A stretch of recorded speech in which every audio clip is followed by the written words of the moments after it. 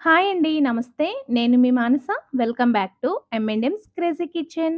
ఈరోజు మన కిచెన్‌లో స్పెషల్ మసాలా వేసి విలేజ్ స్టైల్‌లో అమ్మ చేసే కొరమేను కూర ఎలా ప్రిపేర్ చేసుకోవాలో చూసేద్దామా? దీనికోసం ఒక కిలో వరకు కట్ చేసి శుభ్రం చేసి పెట్టుకున్న కొరమేను చేప ముక్కల్ని తీసుకోండి. కట్ చేసిన చేప ముక్కల్లో కాస్త నిమ్మరసం, కల్లుప్పు వేసి క్లీన్ చేశారంటే మీకు చేపలు నీచు వాసన రాకుండా ఉంటాయి. ఇప్పుడు ఈ చేప ముక్కల్లో 2 టేబుల్ స్పూన్ల వరకు కారం, 1 టేబుల్ స్పూన్ సాల్ట్ యాడ్ చేసుకొని, గరిటెతో కాకుండా వీడియోలో చూపిస్తున్నట్లు ఇలా గిన్నెతోనే కలుపుతూ బాగా కోట్ చేసుకొని, ఈ పీసెస్ అన్నీ కూడా పక్కనుంచుకోవాలి. ఇప్పుడు ఒక మిక్సీ జార్‌లోకి 2 ఇంచీల కట్ చేసి పెట్టుకున్న అల్లం ముక్కలు, 2 మీడియం సైజ్ ఉల్లిపాయ ముక్కల్ని వేసుకొని, మరీ మెత్తగా కాకుండా కాస్త పల్స్ మీద బ్లెండ్ చేసి పక్కన పెట్టుకోవాలి. స్టవ్ మీద ప్యాన్ పెట్టుకొని 5 టేబుల్ స్పూన్ల వరకు ఆయిల్ వేసి హీట్ చేసుకోండి. ఆయిల్ కాగిన తర్వాత మనం బ్లెండ్ చేసి పెట్టుకున్న ఉల్లిపాయ, అల్లం మసాలా ఉంది కదా! అది వేసుకున్నాక ఒక 3 ఉల్లిపాయల్ని ఇలా చిన్నగా కట్ చేసి వాటిని కూడా వేసేసుకోండి. మంటని లో ఫ్లేమ్‌లోనే పెట్టి కలుపుతూ పచ్చివాసన పోయేంత వరకు కూడా ఫ్రై చేసుకోవాలి. ఇప్పుడు కొరమేను కూర మంచి రుచి రావడానికి స్పెషల్ మసాలా కోసం మిక్సీ జార్‌లో 3 ఇలాచీ, 2 ఇంచుల దాల్చిన చెక్క, 10-12 జీడిపప్పు, 8 లవంగాలు, చిన్న జావిత్రి, అలాగే చిన్న జాజికాయ ముక్క వేసుకోండి. ఇందులోనే 10 వెల్లుల్లి రెబ్బలు, అర టీ స్పూన్ జీలకర్ర, కొద్దిగా వాటర్ యాడ్ చేసుకొని మెత్తగా ఫైన్ పేస్ట్ లాగా బ్లెండ్ చేసి పక్కనుంచండి.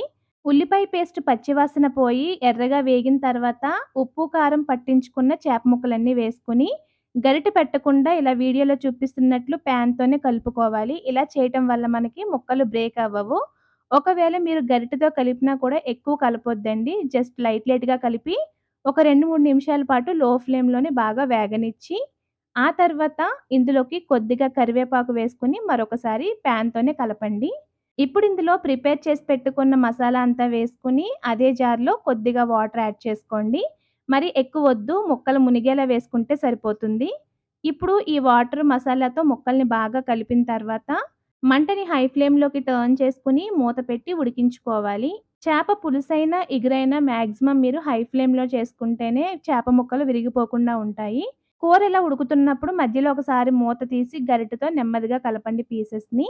ఈలోపు ఒక చిన్న రిక్వెస్ట్ అండి. మన ఛానల్‌ని ఫస్ట్ టైమ్ చూస్తున్నట్లయితే వీడియోని లైక్ చేసి, ఛానల్‌ని సబ్స్క్రైబ్ చేసుకొని, పక్కనే ఉన్న బెల్ బటన్‌ని యాక్టివేట్ చేసుకోండి. కర్రీ అంతా కలిపిన తర్వాత కాస్త టేస్ట్ చూసుకొని ఉప్పు, కారాల్ని అడ్జస్ట్ చేసుకోండి. ఇప్పుడింక మీరు గరిటె పెట్టకుండా వీడియోలో చూపిస్తున్నట్లు ఇలా ప్యాన్‌తోనే కలిపేసి, ఇందులో కట్ చేసి పెట్టుకున్న కొత్తిమీరనైతే కొద్దిగా వేసుకొని, మూత పెట్టేసి ఈ గ్రేవీ అంతా కూడా దగ్గర పడేంత వరకు ఉడికించండి. మనం రెగ్యులర్‌గా చేపల ఇగురు ఎలా పెట్టుకుంటామో సేమ్ ఈ గ్రేవీ కూడా అంతే దగ్గరగా వచ్చేలా పెట్టుకోండి సరిపోతుంది.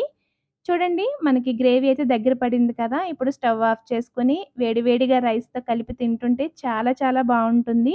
అండ్ మనం చేసిన ఆ మసాలా కూడా ముక్కంతకి బాగా పట్టి మంచి టేస్ట్ ఒస్తుంది.